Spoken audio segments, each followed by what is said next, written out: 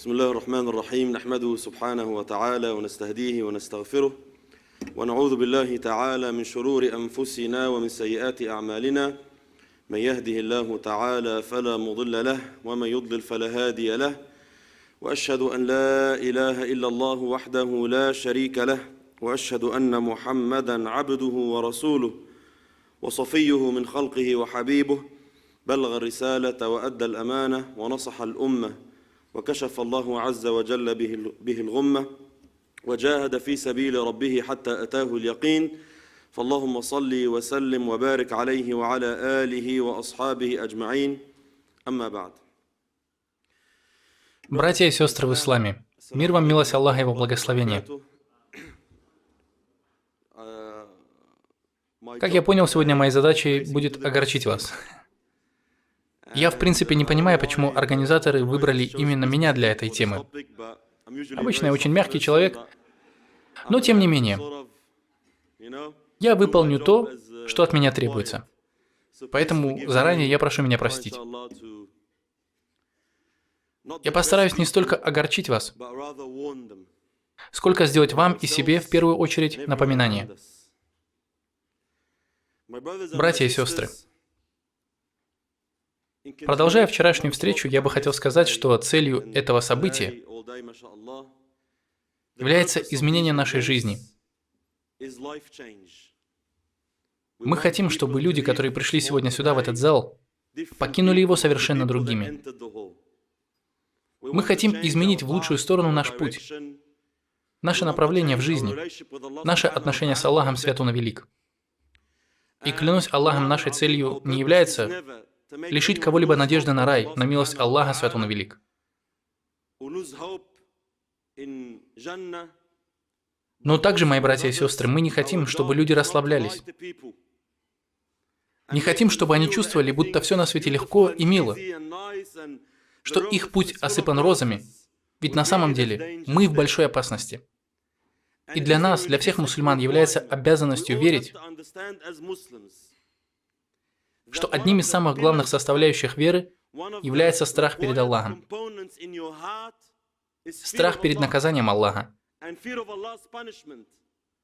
И если в судный день вы намереваетесь встретиться с Аллахом, с сердцем, в котором только любовь и надежда, то ваше сердце нездорово. И, к сожалению, сегодня, в наше испорченное время, мы видим людей, которые, когда им напоминаешь о страхе перед Аллахом, философски отвечают: «Шейх, мы не хотим бояться Аллаха. Мы хотим любить Аллаха. Мы не хотим бояться Его. Не хотим бояться ада. Мы не такие, как вы. Мы поклоняемся Аллаху ради любви к Нему». К сожалению, подобное можно слышать все чаще и чаще. Людям нравятся эти слова, и они говорят: «Мне нравится этот шейх, он всегда говорит только о рае. Мне очень приятно его слушать». Братья мои и сестры, мы должны с вами понять, что страх перед Аллахом – это условие того, что ваша вера является полноценной. Аллах Свят Он и Велик сказал в Коране: предельно ясный и точный приказ. Бойтесь меня. Бойтесь меня. Да, Аллах Свят Он и Велик, Господь небес и земли, повелевает нам бояться Его. Одной любви недостаточно. Более того, страх идет впереди любви и надежды. Поэтому Аллах, описывая верующих и благочестивых людей, говорит: они взывают к своему Господу со страхом и надеждой. Когда они взывают к Аллаху, когда молят Его о чем-то, то сначала в их сердце появляется страх, а уже затем надежда. И надежда всегда будет с нами, иншаллах. Но все-таки давайте будем честны сами с собой. Давайте зададим себе один сложный вопрос. Действительно ли мы боимся Аллаха?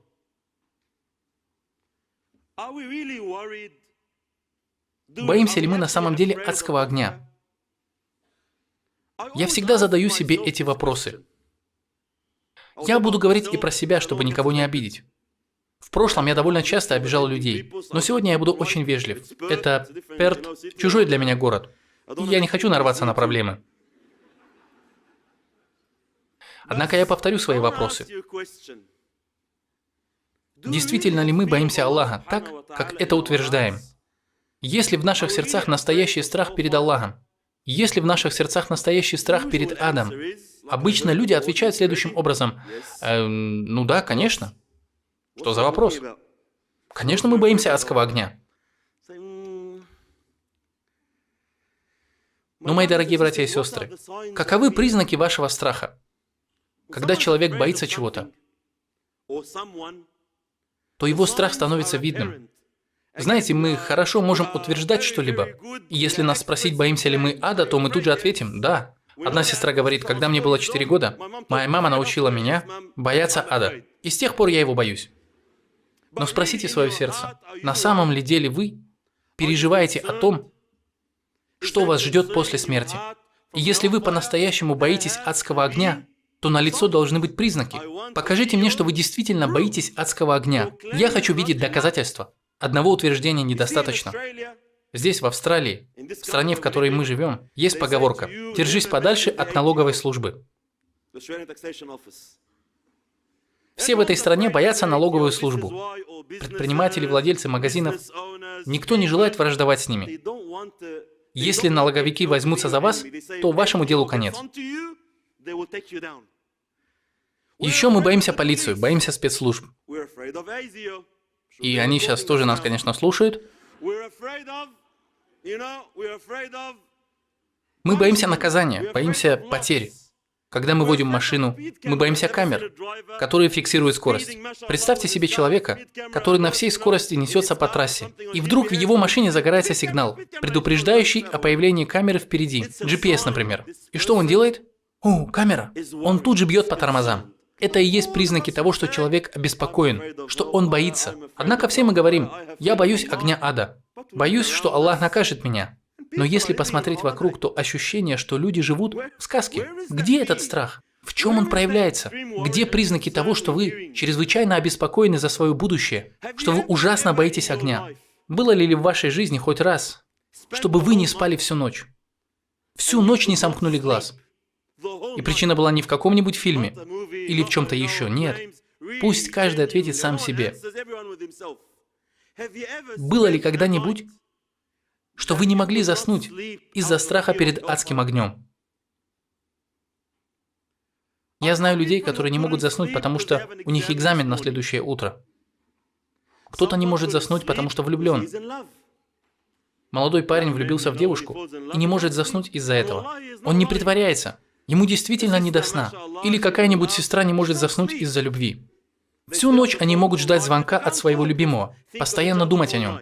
И уверяю вас, они совершенно искренни в этот момент. У кого-то на следующий день назначен суд, и это не дает ему заснуть всю ночь.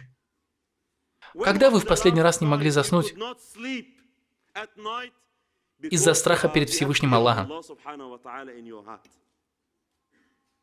Когда вы в последний раз видели брата в мечети или где-то на улице, чье лицо было бы бледно-желтым, а глаза красными, и спросив его, в чем дело, он бы ответил: «Клянусь Аллахом, брат мой, я не спал из-за страха перед адским огнем».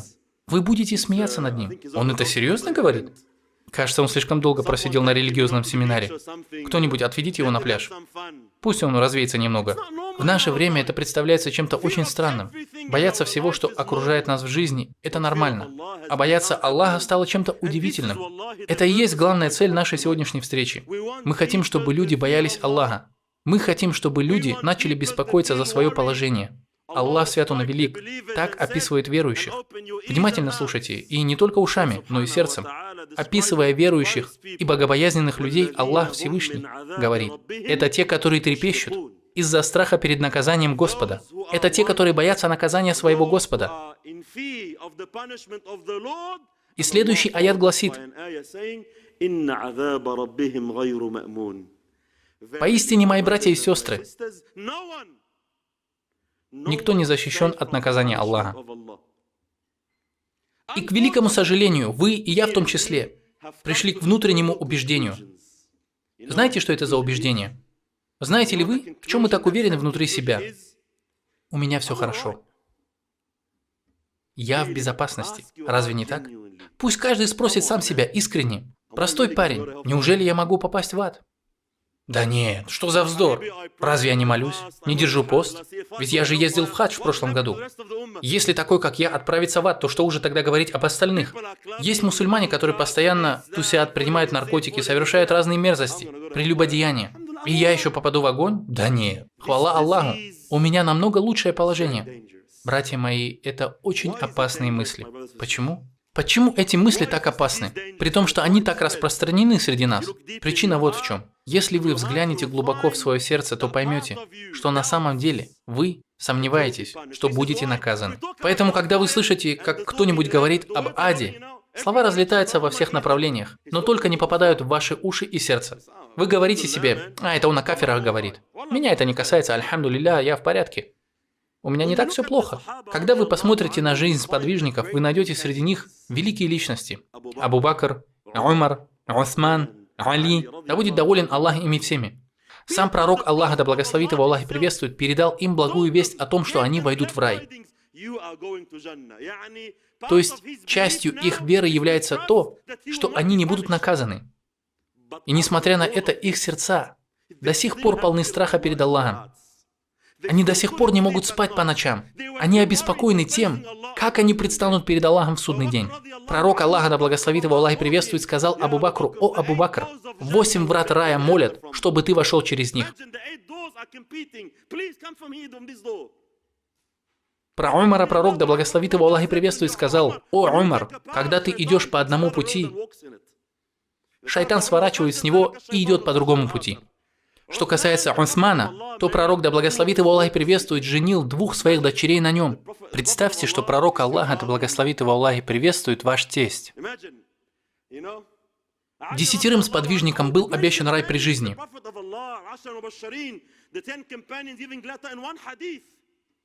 Ты в рай, ты в рай, и ты в рай. Но несмотря на это, мои братья и сестры, в их сердцах был страх перед наказанием Аллаха.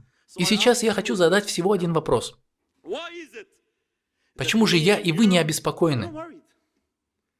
Почему в наших сердцах нет страха перед адом? Некоторые, отвечая на вопрос, начинают философствовать. «Брат, потому что я верю в милость Аллаха». Я не такой, как ты. Мое сердце полно упования на Аллаха и уверенности в Его милости. Я спрашиваю их: а что, разве Абу Бакр, Умар, Усман, Али сомневались в милости Аллаха? Нет. Если вы благочестивы, то вы пойдите по их пути. Если вы обладаете здоровым сердцем, то у вас должны быть такие же противоречивые чувства, как и у них. Надежда и страх, надежда и страх. Но у вас только надежда. Надежда, надежда, надежда. Страх перед наказанием Аллаха иногда проникает в ваше сердце на некоторое время. Но как только вы выходите и начинаете разговаривать со своими друзьями, то все проходит. Мы будем смеяться весь день и всю ночь. Все, у нас нет проблем. Описывая подобных нам, Аллах Свят Он и Велик говорит в Коране: вы слышите слова Аллаха, и это забавляет вас? Вы смеетесь и не плачете?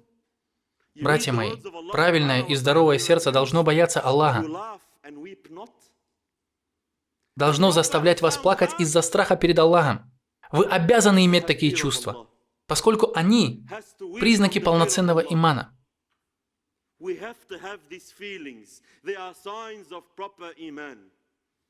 И одной из проблем является то, что мы просто не знаем, почему мы должны бояться ада.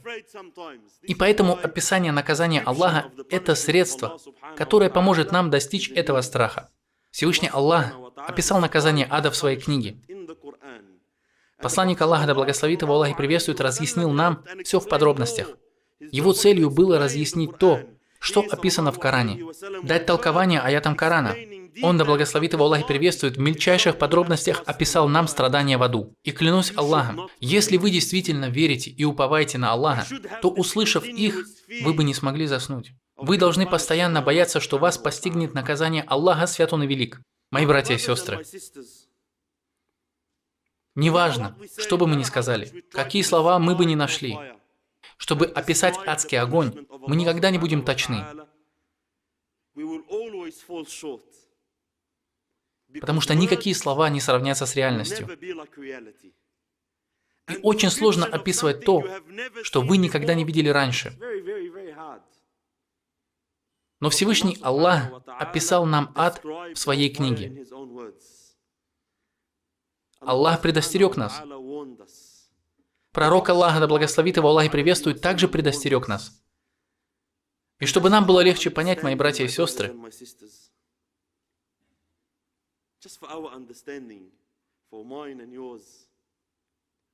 скажу вам, что иногда логика играет большую роль в нашем воображении. Мы не можем представить себе то, что мы никогда не видели и не чувствовали. Например, если я скажу вам, что расстояние между Пертом и Сиднеем равно 4 часам на самолете, ваш мозг сможет постичь, может осознать, насколько это длинное расстояние, потому что вы уже преодолевали это расстояние раньше.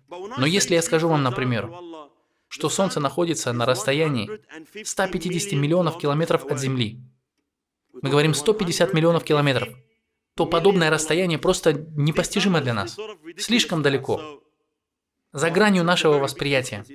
Но если я скажу вам, что самая близкая звезда к нашей Солнечной системе находится на расстоянии 4,1 световых лет, световой год – это время, за которое свет проходит расстояние в 1 год.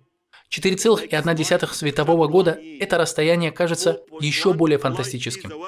И точно так же описание ада. Братья мои, уверяю вас, сколько бы мы ни слышали описания мук в аду, сколько бы мы ни читали про это, реальность намного хуже, чем вы можете себе представить, намного хуже, чем ваш мозг способен вообразить. Это мега-наказание. Когда Всевышний Аллах решает кого-то вознаградить или одарить милостью, то поистине его награда и милость совершенны, и они находятся в раю. И когда Всевышний Аллах, свят Он и велик, решает наказать, то его наказание также будет совершенным. Совершенное наказание. И нет ничего хуже него. Ничто не может быть более грубым. Ничто не может быть более суровым, поскольку Аллах – создатель этого тела. Он создатель вашей души и вашего тела.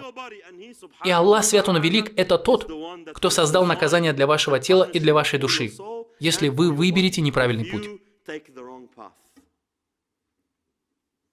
И чтобы мы могли хоть как-то себе представить, что нас ждет в аду, пророк, да благословит его Аллах и приветствует, сказал: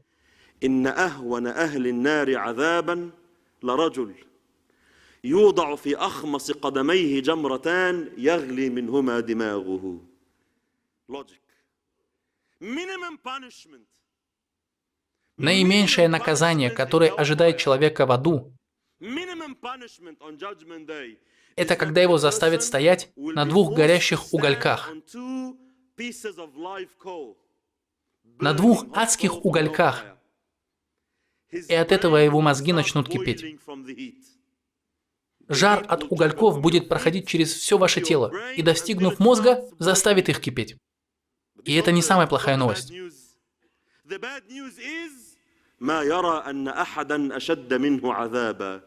Хуже всего то, что он будет абсолютно убежден в том, что нет наказания более жестокого, чем его. Хотя это будет самое легкое наказание в аду. По сравнению с другими, этот человек будет словно на курорте. По сравнению с другими наказаниями Аллаха, его наказание будет подобно СПА-процедурам. Братья мои, адский огонь – это очень страшная вещь. Вы не войдете в ад в своих телах, иначе вы бы просто сразу испарились. Поэтому Аллах воссоздаст вас в других телах. Первое – это ваши тела увеличатся в размере. В хадисе говорится, что ваш зуб будет размером с гору Ухуд. Кто был в Медине, вы знаете, как выглядит гора Ухуд. Не ваше тело, не ваша рука, а ваш зуб. Ваша кожа будет настолько толстой, что ее толщина будет подобна 3 дням пути. И это сделано для того, чтобы вы снова и снова проходили через пытки и наказания. И даже это не поможет сохраниться вашей коже. Она сгорит.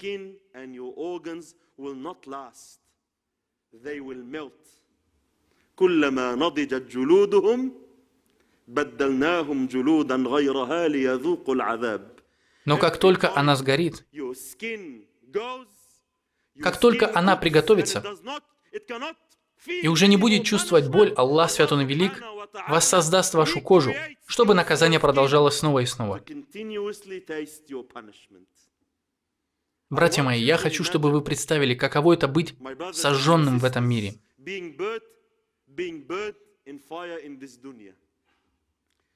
Я не знаю, есть ли среди вас человек, который пострадал от огня в этой жизни.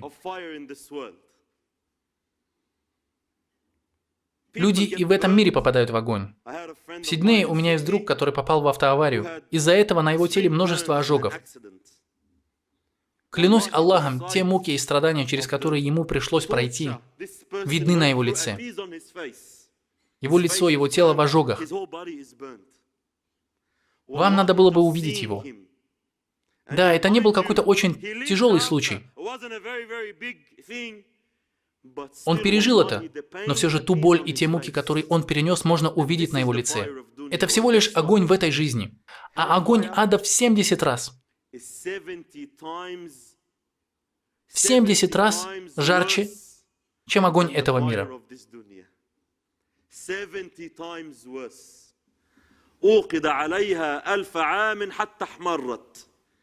1000 лет огонь ада нагревали, пока он не стал красным.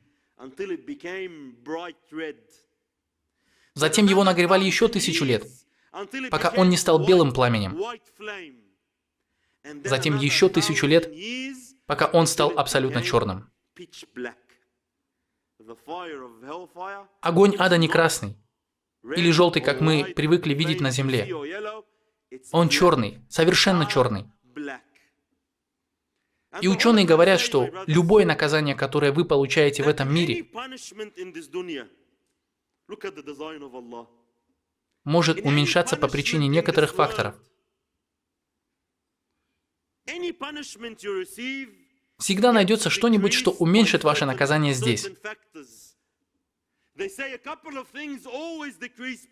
Что это может быть?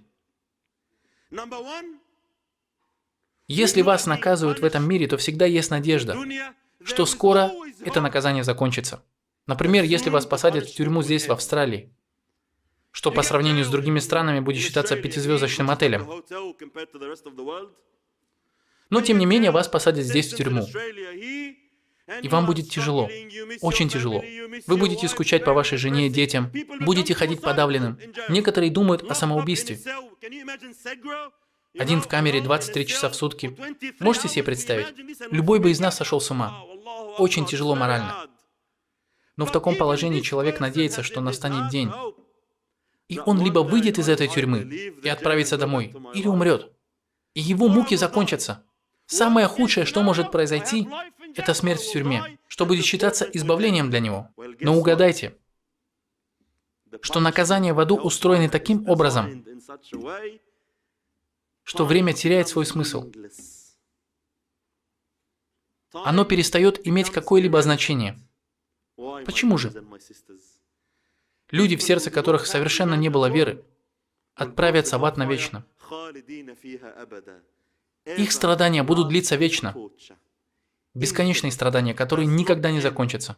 Неважно, сколько времени пройдет. 1000, миллион лет, миллиард, триллион, зиллион лет. Какие еще бывают смешные цифры? Сколько бы ни прошло, наказание не закончится. Но если вы были верующим, тем, кто свидетельствовал, что нет никого достойного поклонения, кроме Аллаха, и Мухаммад его раб и посланник, то да, по милости Аллаха, и за то, что вы муслим, и последователь Мухаммада, да благословит его Аллах и приветствует, однажды вы покинете ад. Но не радуйтесь раньше времени. Не будьте подобны сынам Исраиля, которые сказали: «Нас не коснется огонь, кроме как в течение считанных дней». Они считали себя избранными людьми. И также считают сегодня некоторые мусульмане. Они считают себя избранными, отборными людьми. Они считают, что даже если мы и войдем в ад, то останемся там всего на пару дней. Но кто сказал, что вы будете там всего пару дней? У вас что, договор с Аллахом? Да, однажды вы покинете ад. Но не забывайте, что один день в вечной жизни подобен 1000 дням здесь. Представьте, что наказание в адском огне будет длиться 1000 лет, миллион, а может быть миллиард лет. Клянусь Аллахом, даже секунда, 1 секунда, проведенная в огне ада, будет настолько мучительно, что это просто не поддается нашему воображению. Пророк, да благословит его Аллах и приветствует, сказал: возьмут человека, который жил самой роскошной жизнью на этой земле. Он был окружен самыми лучшими машинами, женщинами, ел самую изысканную еду, вся его жизнь была сплошным счастьем.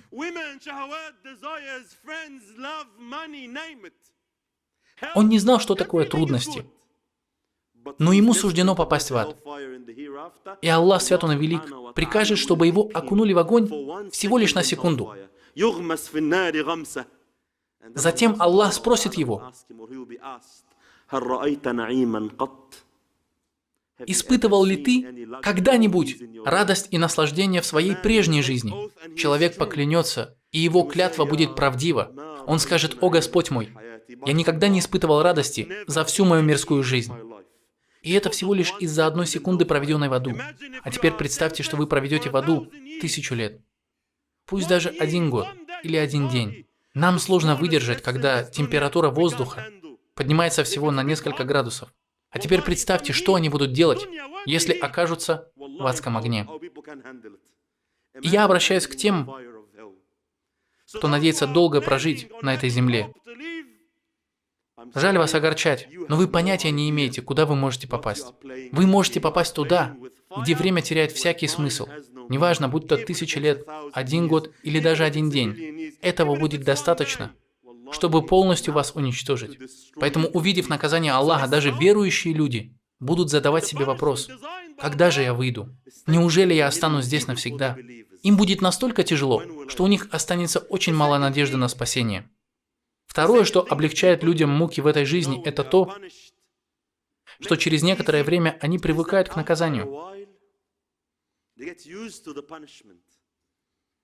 Кто-то попал в тюрьму. Нет, не в Австралии. Здесь соблюдают права человека и все такое.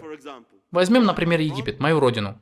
Если вы попали в тюрьму в Египте, особенно если вы политический заключенный или исламский ученый, то вас будут пытать буквально каждый день. Первый день пройдет очень тяжко. Вы культурный человек, жили и не привыкли к такому обращению. Вы привыкли жить в комфортных условиях. И тут вас секут плетью, вешают вверх головой, пытают током, вас избивают, ломают кости. Это очень и очень сложно перенести. Но так как это будет происходить каждый день, то через месяц ваша кожа затвердеет. Вы перестанете чувствовать боль. Вас бьют, а вы улыбаетесь. Вас секут, а вы просите еще. Пройдет год, и вам вообще будет все равно. Делайте со мной, что хотите. Почему? Потому что ваше тело привыкло к наказанию. Но если вы попадете в ад, Аллах не даст вам такой роскоши. Аллах, свят Он и велик, не позволит вам отдыхать в аду. Никакого отдыха, никакой передышки.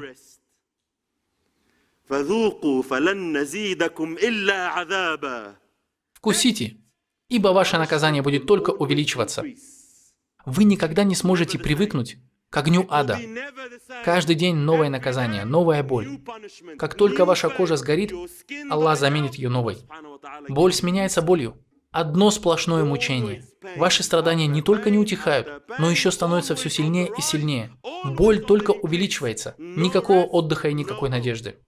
Третье обстоятельство, которое помогает пережить страдания в этой жизни, это то, что какое наказание вас бы не постигло.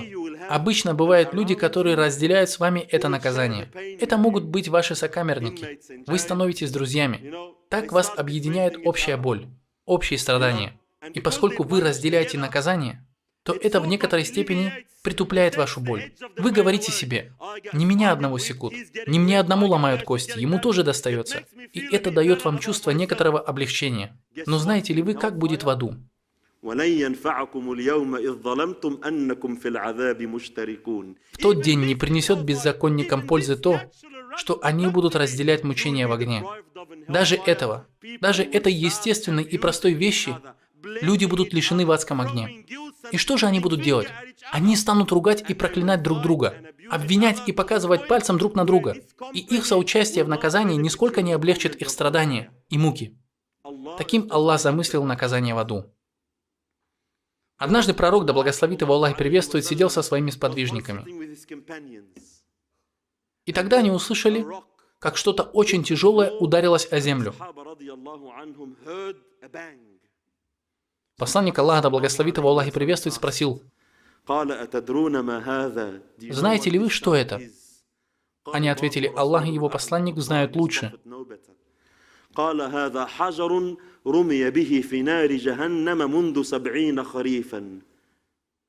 да благословит его Аллах и приветствует, сказал: «Это камень, брошенный в ущелье ада 70 лет назад. 70 лет он падал, и сейчас он достиг дна ада». Подумайте, насколько огромен ад. Зной его невыносим. Дно его недосягаемо. Украшением в аду будут служить железные цепи и панцири.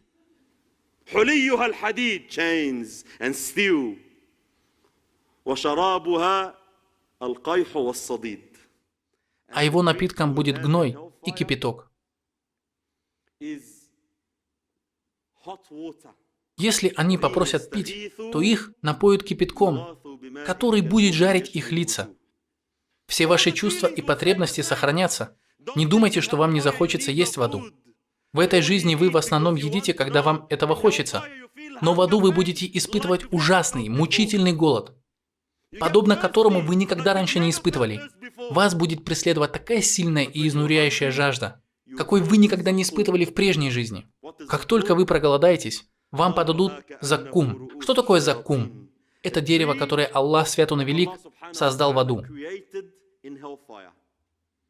Корни этого дерева уходят в самое дно ада, подпитываясь смесью из крови, пота, гноя, обгоревшей кожи и всего, что выходит из обитателей ада. И плодами этого дерева является заккум. Пророк, да благословит его Аллах и приветствует, сказал: «Если бы хотя бы одна капля заккума попала на землю, она бы уничтожила все живое, что в ней есть. И это будет вашей едой. Вот чем вы будете питаться и утолять жажду, за то, что ослушались Аллаха, свят он и велик. И вы не сможете остановиться, даже если захотите. Вас заставят есть, пока ваши животы не заполнятся.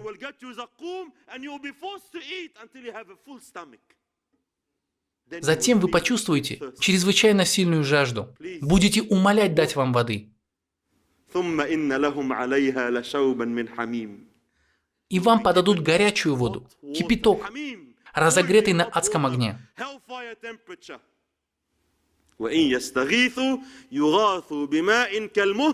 Она будет настолько горячей, что ваши лица сварятся. Ваша кожа начнет плавиться, а внутренности превратятся в жижу. И все от этой воды. Никакого успокоения, никакого отдыха. Ученые говорят, что обитатели ада начнут кричать. 1 день, 2 дня. На них будет одежда из огня.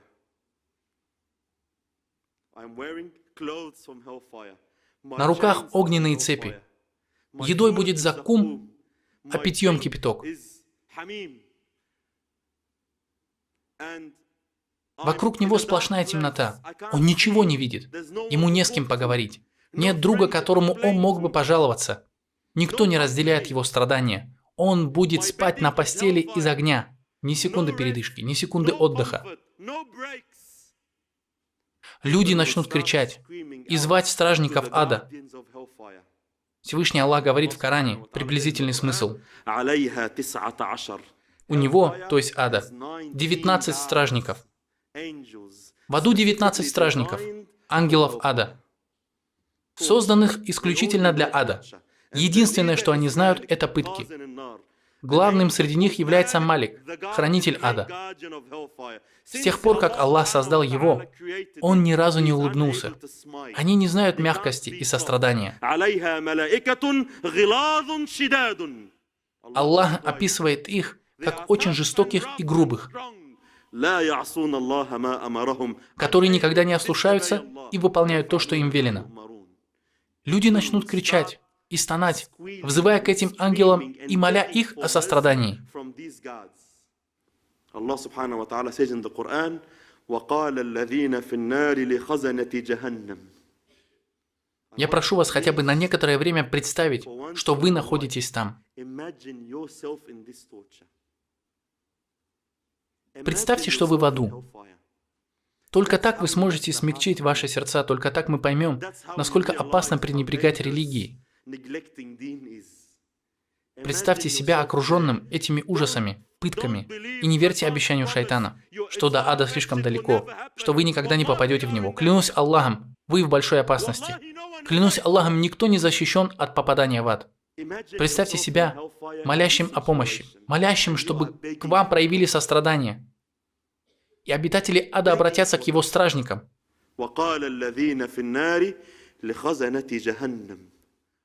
Попросите вашего Господа, чтобы Он облегчил наши страдания хотя бы на день. Братья мои и сестры, люди дойдут до такой степени, что будут молить стражников, не чтобы их отпустили, а чтобы их пытки закончились. Их страстным желанием и надеждой будет получить всего лишь день перерыва. Пожалуйста, всего лишь один день, позвольте перевести дыхание. Попросите вашего Господа, чтобы Он облегчил нам всего лишь на один день. И только Аллах знает, через какое время ангелы ответят им.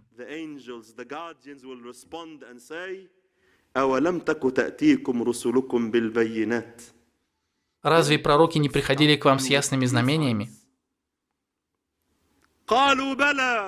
Они скажут «да». Пророки пришли к нам с чистыми знамениями. Ученые передавали нам знания от пророков, но мы пренебрегли ими. Мы были обмануты этой дуньей, ее роскошью и приходящими удовольствиями. Мы были обмануты шайтаном и нашим нафсом. Они воскликнут «да, они приходили, но умоляем вас, дайте нам надежду». Стражники ответят «взывайте сколько хотите, молите сколько пожелаете». Ваши мольбы окажутся тщетными, они исчезнут. Нет вам милосердия, нет вам пощады. Можете представить себе место, где не знают, что такое милосердие, где надежда теряет всякий смысл. Представьте, что вы окажетесь там. И сравните это с ничтожным и мимолетным удовольствием, которое вы получили, ослушавшись Аллаха. Клянусь великим Аллахом, ни один разумный человек, тот, в чьей голове хотя бы есть немного разума, не отдаст предпочтение мимолетным и приходящим удовольствиям этого мира, зная, что за это его кинут в ад, пусть даже на миг. Ангелы скажут «взывайте сколько хотите, ибо взывания беззаконников окажутся тщетными». Просите сколько хотите, молите, хоть целую вечность, у вас нет надежды.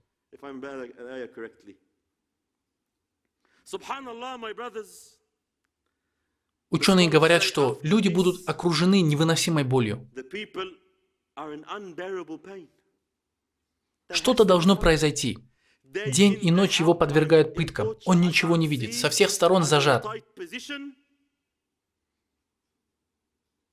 В нем собрались все виды страданий, физические, психологические, любые, какие только бывают. Но все-таки люди будут надеяться. Они начнут взывать к самому Малику, главному стражнику ада. Аллах, свят Он и велик, описывает их разговор. Представьте себе, вы потеряли надежду на стражников. Затем вы обращаетесь к Малику, ангелу, который создан лишь для того, чтобы приносить боль. Они вас зовут: «О Малик! О Малик!»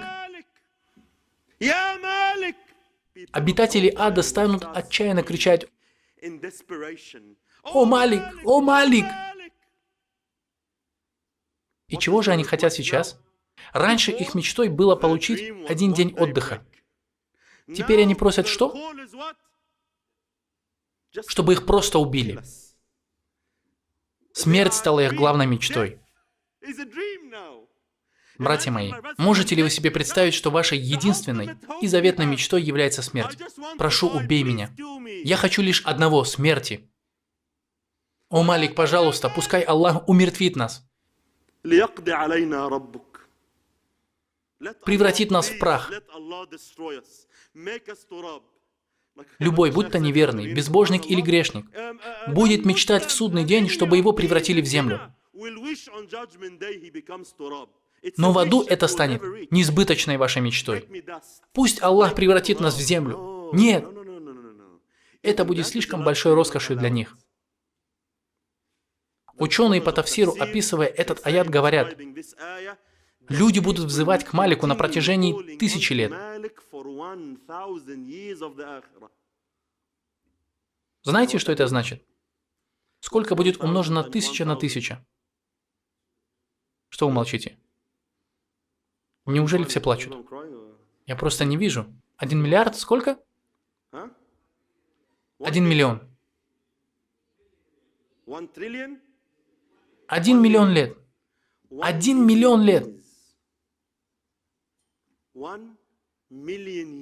Представьте, что вы просите кого-то ответить вам миллион лет. Одни будут продолжать взывать «О Малик! О Малик! О Малик!» и так миллион лет. Пусть твой Господь умертвит нас. Пусть твой Господь умертвит нас. И они говорят, что через миллион лет Малик обратится к ним и скажет: вы будете пребывать здесь. Всего лишь несколько слов.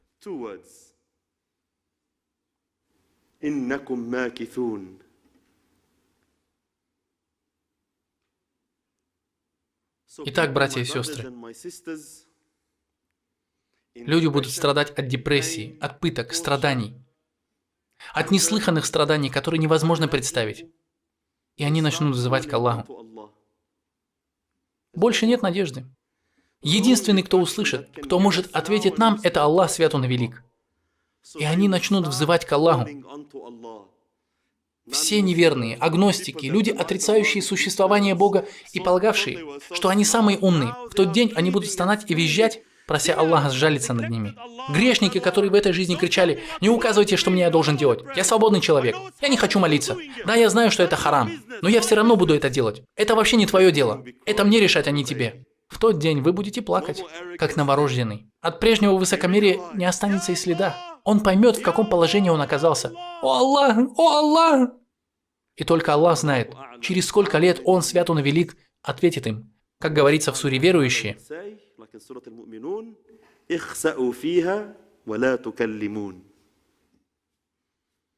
«Оставайтесь здесь с позором и не говорите со мной».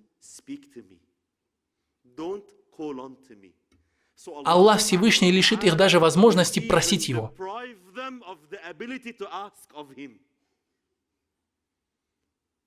Оставайтесь здесь с позором и не разговаривайте со мной. Немного ранее прозвучал аят. Разве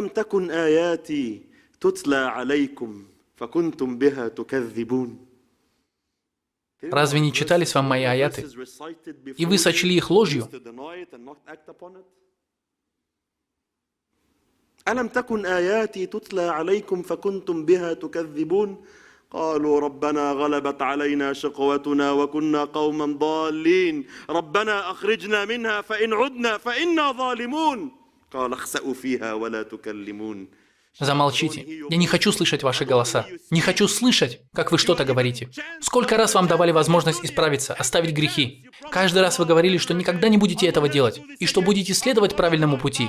Но проходило пару дней, и вы снова возвращались к грехам и ослушанию. Почему же вы думаете, что сейчас Аллах, свят Он и велик, поверит вам? Нет. У вас больше не будет ни единого шанса. Не стоит даже надеяться на прощение. Братья мои и сестры, есть ли на земле более глупый человек, который ослушивается Аллаха, свят Он и велик, зная, какое наказание его ждет в следующей жизни, зная, что он этим заслуживает гнев Всевышнего? Какое же это унижение? Не думайте, что сатана поможет вам в тот момент. Он не скажет вам: в мирской жизни я всегда был с тобой и подталкивал тебя к грехам, и сейчас я тоже буду поддерживать тебя. Люди будут молить о помощи даже сатану. Они начнут обвинять друг друга. Даже в этой жизни, когда у нас проблемы, мы ищем виноватых, начинаем показывать друг на друга пальцем. И в аду люди станут обвинять сатану за то, что они страдают. Они станут говорить, что это из-за него они мучаются. Сатана скажет им: «Вы что, серьезно? Вы сейчас подходите ко мне и что-то мне предъявляете?»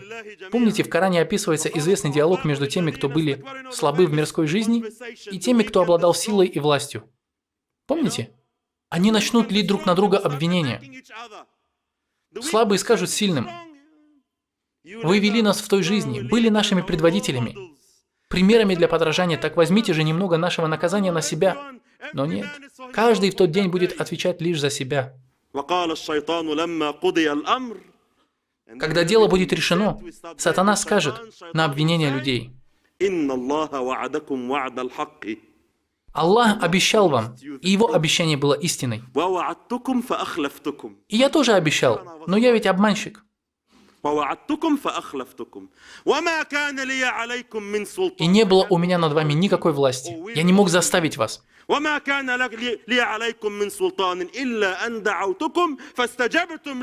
лишь призывал вас следовать за мной, и вы ответили на мой призыв.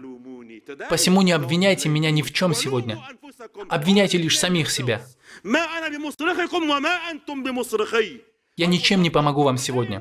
И вы тоже ничем не поможете мне. Каждый будет сам за себя. Зачем мы пренебрегаем религией? Зачем оставляем путь Аллаха и следуем за сатаной, за его ложными обещаниями? Зачем мы следуем за этой дуньей, которая со временем исчезнет, и теряем вечную жизнь? Почему же ради того, чтобы заполучить мимолетные наслаждения, вы рискуете заслужить наказание в адском огне? Клянусь Аллахом, братья и сестры. Клянусь вам Аллахом, если бы вы знали, чем рискуете, если бы Аллах Свят Он и Велик оказал нам милость увидеть ад хотя бы на мгновение до того, как мы умрем, то вы бы никогда не осмелились ослушаться Аллаха даже на секунду. Это очень серьезный вопрос, и поэтому нам постоянно нужно иметь страх в своем сердце. Не позволяйте никому обмануть вас. Всегда напоминайте себе о том, что вы можете попасть в огонь ада.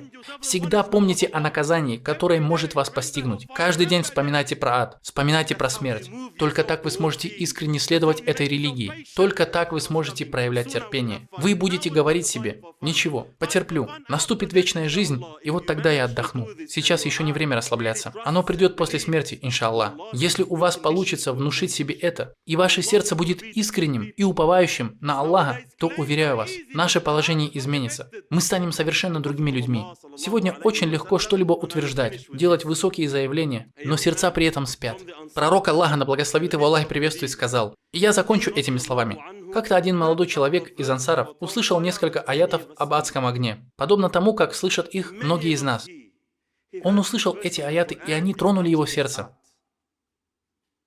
И сегодня мы тоже надеемся, что наши сердца хоть немного смягчатся. Они проникли в его сердце, и как результат им овладел страх перед Аллахом.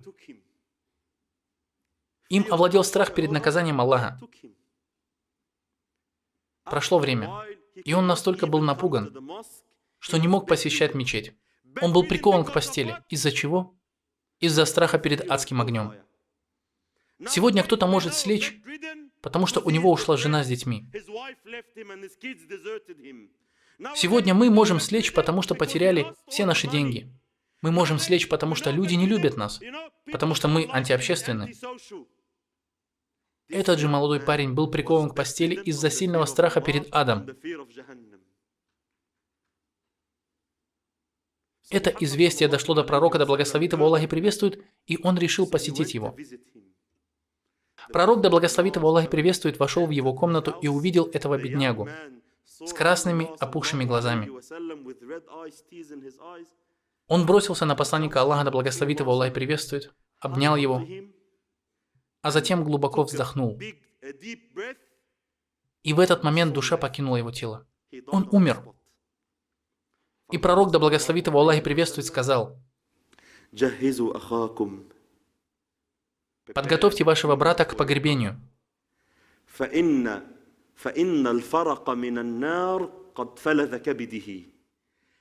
Поистине, из-за страха перед огнем ада, его печень разорвалась на две части.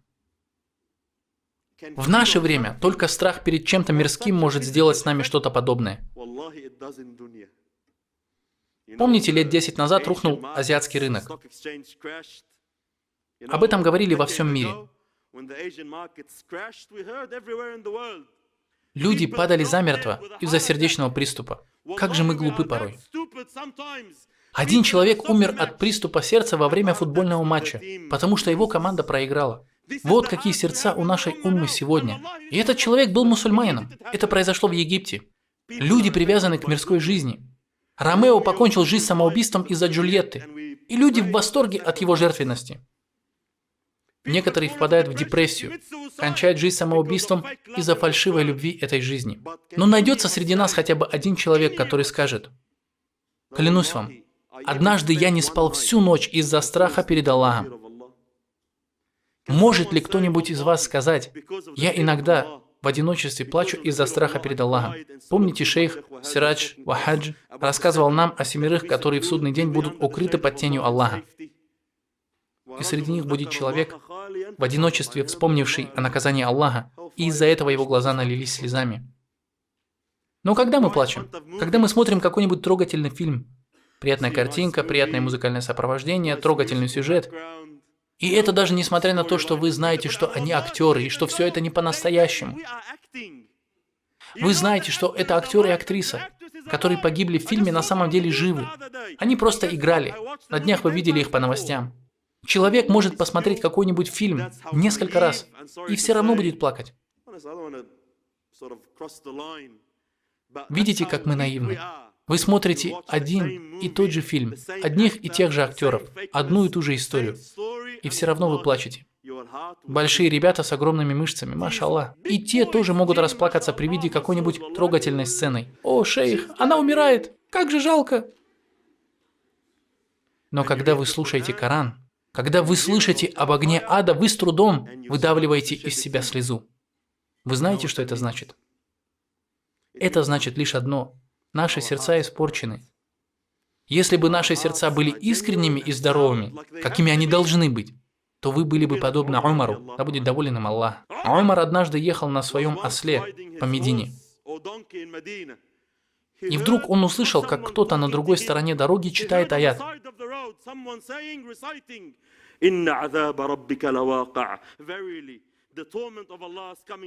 Поистине наказание Аллаха скоро настанет.